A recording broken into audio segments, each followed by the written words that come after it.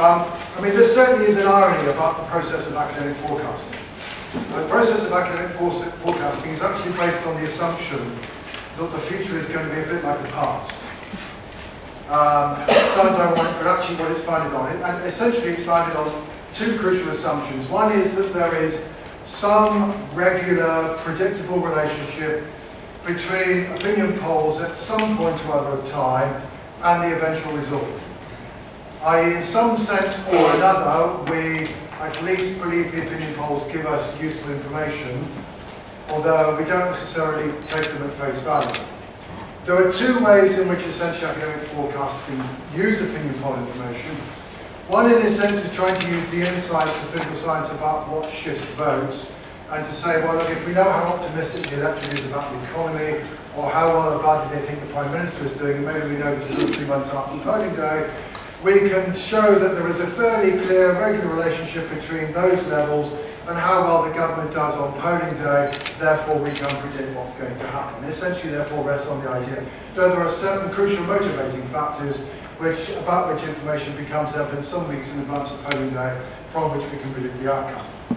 The second is, in a sense, is to simply to take the opinion polls themselves, which is primarily what Chris and Steve are doing, and saying, well, yes, we can discern regular relationships between what the opinion polls say and what's going to happen on polling day. Now, that's not necessarily a one-to-one relationship. We might think the polls show evidence of consistent bias. We might think that polls are inclined to overestimate things when a party is supposedly doing extremely well or extremely badly. Or indeed, we might believe that there is something like a political cycle and that polling day approaches, the government's going to start to recover. That's assumption number one. Assumption number two is that there is also a predictable, or at least discernible, relationship between votes and seats. Now, in the British context, given we're talking about first past the post, this is always a pretty large assumption. You know, it's not like PR, but it's easy. Once you know the votes, you pretty much know the seats. But again, the question is whether or not we can actually do that. Okay. Why are these assumptions potentially highly vulnerable in 2015, and therefore why is the election difficult to predict? Well, the first reason why the election is difficult to predict is that if the opinion polls are correct, it is of course unbelievably close. So this, it's not usually that difficult to work out who's going to come first, because the truth is that most recent elections it's been pretty darn obvious that one party is well ahead. Now that said, just a word of caution for those of you who weren't around at the time. The last time the opinion polls suggested anything like this close was 1992, and the polls were wrong. So even there, we shouldn't necessarily presume that actually it is close. But anyway, can we necessarily presume that looking at statistical patterns of the past will necessarily tell us what's going to happen in 2015? Well, let me give you 6 quick reasons as to why this may not be the case. The first, of course, is that this is the first election in post-war British politics to take place after 5 years of coalition government. We know from political science literature that it becomes more difficult for voters to decide who do I give my importance to the senior coalition partner, the junior coalition partner, who was responsible for this once you have coalition. So that potentially undermines relationships. And equally, of course, one of the questions we've all been asking ourselves is, well, usually in campaigns, the Liberal Democrats gain ground because nobody's heard them for the last 5 years. Well, maybe we've all heard far too much about them in the last 5 years, and therefore they're not going to get into an election campaign. And of course, certainly, our voters who voted tactically for them in the past, particularly Labour voters, are going to do so again. All these things are at least potentially thrown up in the air. Number two, of course, is we are looking at, the opinion polls I can believe, a situation where we have 3 political parties doing far better than they've ever done in the past. These parties have taken votes from the larger parties. Can we assume that these votes are going to go back to the larger parties for the same reasons and the same degrees of regularity that we've seen movements occur in election campaigns in the past? Not obvious that it's going to be true. It's also an unusual election because, again, if the polls are to be believed, we've actually got 2 political parties who are facing the prospect of really serious declines in their vote share. The Liberal Democrats across the UK as a whole, and Labour in Scotland. That raises all sorts of arithmetic conundrum about, well, hang on, if a party's vote's going down by 20 points, There are some constituencies where it hasn't got 20% of the vote last time, so it can't go down by 20 points, so it must be going down more, etc., etc. And again, if we look at the past for guidance here, it doesn't help you very much. There are two previous occasions with relatively recent elections when a party's vote's gone down very, very heavily.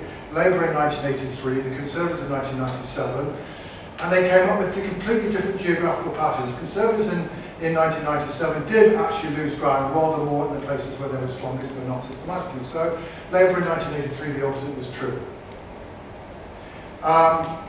This, of course, is also the first election to take place in the wake of the Fixed Term Parliaments Act. In the past, elections sometimes took place because the government thought it was going to win, rather than the government looked as though the popularity of the government rose because the election was approaching. So again, can our assumptions about, any assumptions about governments gaining ground as we get towards the end of the political cycle necessarily be valid? Then we may well be sceptical about the performance of the opinion polls in the past, but we should, the truth is the polling industry is not a static phenomenon. It keeps on changing in terms of the methods that it uses and how it gets there, and it also learns lessons of the past. So some of the mistakes of 1992, for example, in terms of not taking into account the fact that one party's former voters were more likely to say don't know than others, well, a number of the opinion polls now take that into account in their estimates. But this is also, in truth, the first election where the internet polling is clearly the dominant mode. And I will simply say no more that there are still considerable methodological arguments, some of which are again going over the internet in the last 2 days, about the relative merits of internet versus telephone polling. And we are afraid only now after May the 8th, which of them is better and whether internet polling is now as good as telephone polling across the piece. Yeah, sure. And then, of course, we have Scotland, where it looks as though we are experiencing a structural shift, and that actually previous Westminster elections, not much guidance at all. Actually may get much more guidance out of previous Scottish Parliament elections because it looks as though voting behaviour in Scotland is now those two things are much more closely aligned to each other. So it may look astonishing that the SNP can get 45% given they only got 20% in 2010. But it doesn't look astonishing when you say they got 45% in 2011. So I'm going to stop now. I've got a few more slides, but we can ignore those. So the truth is, therefore, these guys are really, really brave. Doing this in 2010, 2005, 2001, hey guys, you can reasonably assume that those were elections that were taking place in circumstances that were not dissimilar to their predecessors. But this is an election taking place in very, very different circumstances. I've argued elsewhere that it is really a rather different ball game, and therefore, actually, the extent to which the past will give us guidance to what's going to happen on May the 7th, maybe rather less than Chris and Steve are hoping. They can have a argue for themselves.